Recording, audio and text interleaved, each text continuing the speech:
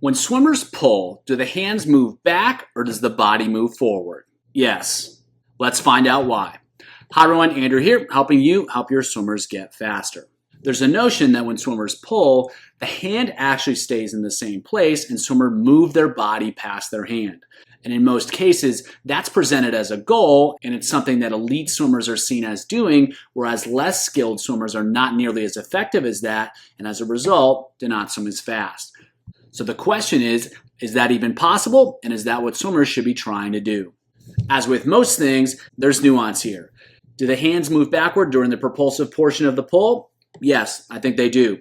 Does the body move forward at the same time as the hand moves backwards during that propulsive portion? Yes, I think they do. And so when swimmers create propulsion, they are moving their arms backwards, and that allows them to move their body forwards. Both things can be true at the same time, and instead of an either or, it becomes a matter of degree. So really unskilled swimmers, yeah, they're probably going to move their arm back in a large range of motion and have very little forward body motion. Whereas an elite swimmer, a really skilled swimmer, is probably able to get more forward motion from the same backward motion of their arm. So again, it's not so much an either or, it's more a matter of degree. A second important point is that it's often said, particularly in freestyle, that the hand exits the water in front of where the hand entered the water. However, as we'll see in a moment, that can still be true even if the hand moves backwards during the main propulsive part of the stroke. And so again, both things can simultaneously be true. It can be true that the hand moves backwards during the propulsive part of the pull, and it can be true that the hand actually exits in front of where it enters. Let's check it out. So watch this swimmer here because this is a perfect example of what we're talking about. So if the hand enters right here, what you'll watch is it enters and then it moves forwards before he starts his pull. Now, if we try to get a landmark here, he's entered the water right about that transition in color on the lane lines. And so again, he's moved forwards. Now, before he's even started his pull, look how much further he is ahead of that buoy. This is contributing to the fact that his hand is going to exit in front of the hand, but we haven't even looked at the actual pull yet. And if we watch the actual pull, the hand's going to move backwards, more so than the body moves forwards.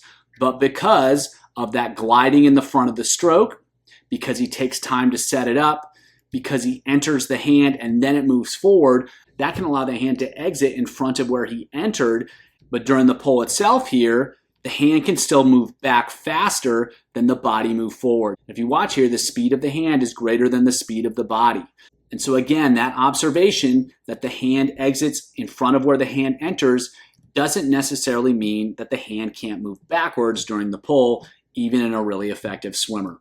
Another important observation is that during the main propulsive part of the pull, the hand speed can be almost twice what the body speed is. So the hand is moving backwards twice as fast as the body is moving forwards, and the only way that's possible is if the hand is moving backwards relative to what the arm is doing. So again, the arm can still be moving backwards and the swimmer can still be moving forwards at the same time. Both things can coexist. And what matters is how much and to the degree both happen. And so if we saw this pull here and this swimmer was really unskilled, what we'd see is the hand shoots right back and there's no forward motion of the body. But obviously, if we watch this swimmer here, you can see he moves forwards as he does that because he's skilled. But it's not total forward motion. There's still some backward motion of the hand. How much that is, that's going to be dependent on the swimmer. And so the same thing is going to happen, although to a lesser extent during sprint freestyle. So his hand enters, he's still moving forwards and he's just getting into the pull, but he already moved forwards a little bit before he actually started the pull.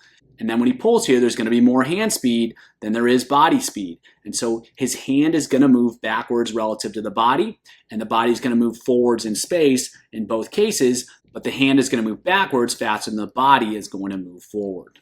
And in terms of communicating with swimmers, it's okay. It's probably even productive to communicate that swimmers want to be moving the body past the hand rather than just moving the hand backwards. However, it's also important to understand what's actually happening because when our strategy for improving these skills doesn't work, we have to be able to look back at what's reality in order to create a solution that's going to help swimmers go faster.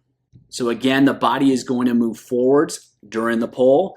However, the hand itself is also going to move backwards in the water as the swimmer pulls. So we'll see the same basic things here in backstroke. He enters the water, and then when he actually pulls, you see the acceleration of the hand, and that's going to be moving faster than the body, which means the hand is going to be moving backwards in space. The body is going to move forwards as well, but the hand is going to move back faster than the body moves forward. And again, the degree to which this happens is going to be dependent on the skill of the swimmer. And so the more water swimmers can move backwards with each pull, the more the body is going to move forwards and the less the arm is going to move backwards. So again, there is a skill to it. It's just not an absolute thing. If we watch here, he's just set up his stroke. Now pay attention to the buoys here. You can see that the hands move backwards relative to the buoy and the body moves forwards relative to the buoy. And so both things can happen at the same time. The hand can move backwards in the water, and that can still allow the body to move forwards. Again, it's just a matter of degree, and better swimmers are going to be able to better manage these relationships more effectively. If we watch this swimmer, what we're going to see, his hand is right at where that color change is from lighter blue to darker blue. And then as he finishes the pull, right there, he's going to be about halfway in between that color change. And so his hand is clearly moved backwards in the water. But as you saw too, his body did move forwards as well.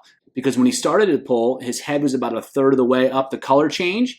And then when he finishes the pull, he's well into the second color change. And so within a single stroke, the body can move forwards, the body can move past the hand. However, the hand is also going to be moving backwards. And again, just like in freestyle, whether it's distance freestyle or sprint freestyle, the degree to which that happens will depend upon the skill of the swimmer.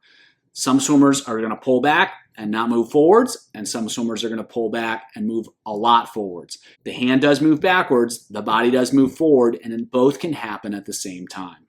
Having just discussed the degree to which the hands move backwards during the pull, to what extent do they move side to side? To learn more, check out the video below.